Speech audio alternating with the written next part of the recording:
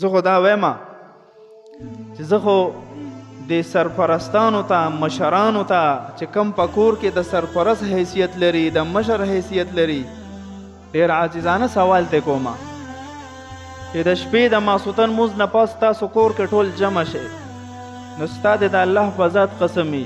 تا چېرته د خپلو کشرانو نه زنانو نه تپوس کړی دی چې نن 15 وخته مونځ دپاره اذان وشو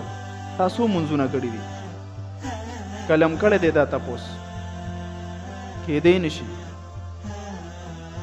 وجه دا ده چې د مونځ اهمیت زما په زړه کې اول نشته د مشر په زړه کې نشته زما د کشر په زړه کې بس د مونځ اهمیت راشي دا تپوس به م دې کړي چې سکول ته کالج ته تللی وې کو نه وې تللی ټیوشن له تللی وې کو نه وې تللی کھیل کود دې کړی و کو نه دې وکړی اور کاروبار څنګه روان دی بچې نوکری ښه روانه ده که ښه نه ده روانه څه مسلې خو پکې نشته د هر څیز دنیاوي امورو اعتبار سره ته حساب اخلو تا مانې زه بچې دومره پیسې لګوم ولې فیل شوې ستا نمبر یې کمې ولې رالې ما خو پتا لکونه روپۍ ولګولې د ورځې خرچې خو کله هم دا تپوس کړی دی چې بچې 15 وخته مونځ دپاره اذان شوی دی ته نن مسجد ته مونځ له تلې کو نه تلې نو ځکه زمونږ په کور کې نه خیر شته نه برکت شته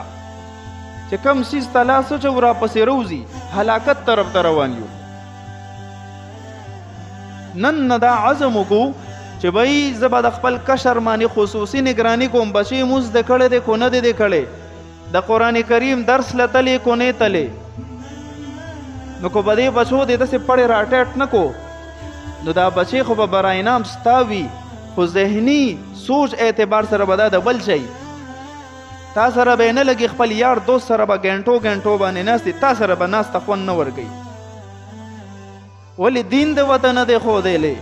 دین یو داسې څیز دی چې هغه تا ته د هر چا حق ښیي چې دا د مور حق دی دا د پلار حق دی دا د ښځې حق دی دا د بچي حق دی دا د ګاونډي حق دی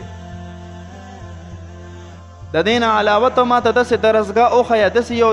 دین یو مسلک وښیه چې هغه پکې دا حقوق ذکر کوي نشته